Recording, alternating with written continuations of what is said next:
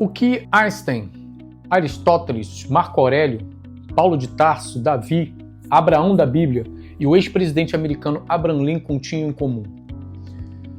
Primeiro, culturas diferentes, épocas diferentes, religiões diferentes, continentes totalmente diferentes. No entanto, quando você estuda a vida de cada um deles com profundidade, encontra o mesmo padrão, os mesmos princípios, o mesmo código. Hoje eu vou te mostrar o que é esse código e por que ele ainda funciona, porque ele sempre funcionou. Quando decidi criar o Código do Homem, fiz uma pergunta simples: o que os maiores homens da história tinham em comum? Não os mais famosos, não os mais ricos, os que deixaram um legado real, que mudaram gerações, que formaram outros, que viveram com integridade e propósito real.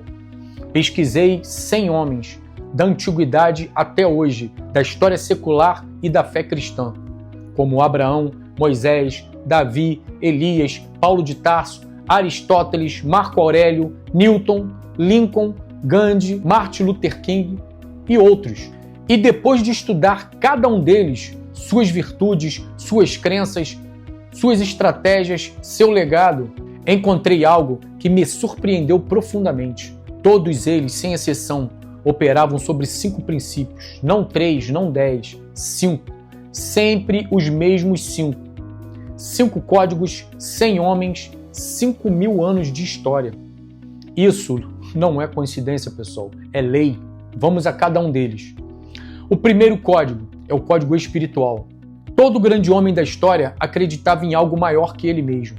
Abraão deixou tudo o que conhecia porque ouviu uma voz que a razão humana não conseguia explicar. Paulo trocou poder e status por correntes e martírios, porque acreditava no que havia visto.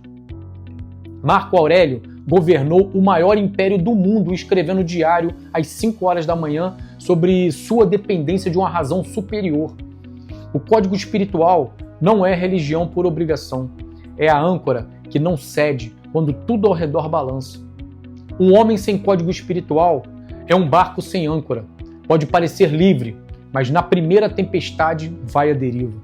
A pergunta do código espiritual é: em que você acredita que é maior que você? O segundo código é o código de conduta. São virtudes forjadas, não sentimentos passageiros. Hábitos criados ao longo de anos de escolhas difíceis, como coragem, honra, responsabilidade, autodomínio, integridade. Marco Aurélio escreveu: a qualidade da sua vida depende da qualidade dos seus pensamentos. Ele não estava falando de positividade, estava falando de disciplina interior, a capacidade de governar a si mesmo antes de governar qualquer outra coisa. Davi cometeu erros gravíssimos, mas o que tornou um homem segundo o coração de Deus não foi a ausência de falhas, foi a disposição de se levantar, assumir todos os seus erros e recomeçar. O código de conduta é o que você faz quando ninguém está olhando. A pergunta do código de conduta é: quem você é quando não há nenhuma consequência em ser diferente? Terceiro código é o código técnico. Os grandes homens dominavam o que faziam com excelência, sem atalhos. Aristóteles não apenas filosofou, ele sistematizou o conhecimento humano de uma forma que ninguém havia feito antes. Newton não apenas observou a maçã cair, ele desenvolveu a matemática para explicar o que observou. Paulo de Tarso não apenas pregou, ele escreveu cartas teológicas que estruturaram o pensamento cristão por 2000 anos. O código técnico é a excelência na sua área. É o homem que se torna tão bom no que faz que se torna insubstituível. E usa isso não para se exibir, mas para servir. Preguiça intelectual e mediocridade profissional nunca produziram nenhum grande homem na história. Nunca. A pergunta do código técnico é: você está se tornando cada vez melhor no que faz ou está apenas se mantendo? O quarto código é o físico. E este, infelizmente, é o mais ignorado e um dos mais importantes. Os espartanos treinavam o corpo como parte da formação do caráter. Os soldados romanos marchavam dezenas de quilômetros antes de lutar. Paulo de Tarso escreveu: o corpo é templo do Espírito Santo. Não por acaso, porque ele sabia que um corpo negligenciado limita tudo mais. Não estou falando de estética, não estou falando de ficar grande para impressionar, estou falando de corpo como veículo da missão. Um homem com propósito extraordinário, mas corpo inflamado e negligenciado, vai chegar até certo ponto e parar. A doença não avisa a hora, e quando chega, rouba energia, rouba clareza, presença e o seu tempo. Em breve, minha esposa Kézia vai entrar aqui no canal para falar sobre o código físico, com a profundidade que ele merece, especialmente sobre alimentação anti-inflamatória, que é a base biológica de tudo isso. A pergunta do código físico é: você está cuidando do veículo que carrega a sua missão?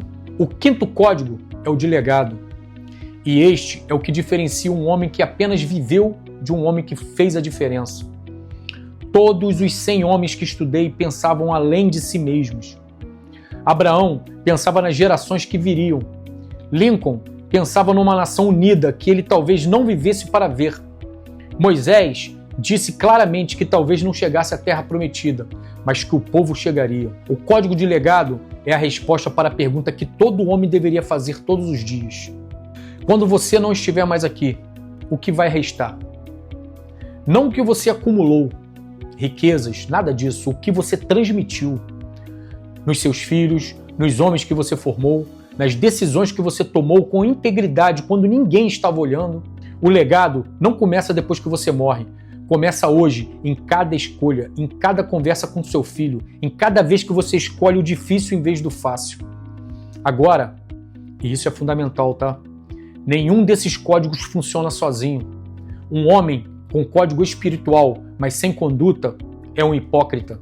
Um homem com conduta, mas sem código espiritual, é um moralista vazio. Um homem com excelência técnica, mas sem legado, é apenas ambicioso. Um homem com corpo forte, mas sem propósito, não adianta, é apenas vaidade. Os 5 precisam funcionar juntos, como um sistema, como uma arquitetura. E o que me surpreendeu ao estudar os 100 homens, os 100 maiores homens da história, é o que nenhum deles chegou à grandeza por acidente. Todos foram formados ou por um pai, ou por um mentor, ou por uma circunstância que os obrigaram a forjar seu caráter na adversidade. A boa notícia é esta: não importa onde você está hoje, não importa quantos desses códigos estão ausentes na sua vida agora.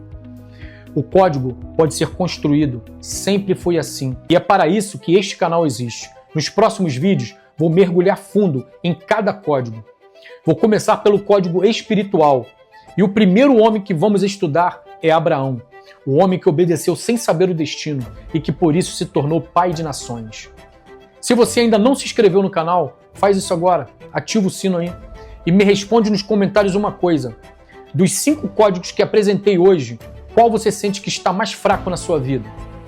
Quero ler cada resposta, porque é isso que vai guiar o conteúdo daqui para frente. A jornada continua, até o próximo vídeo.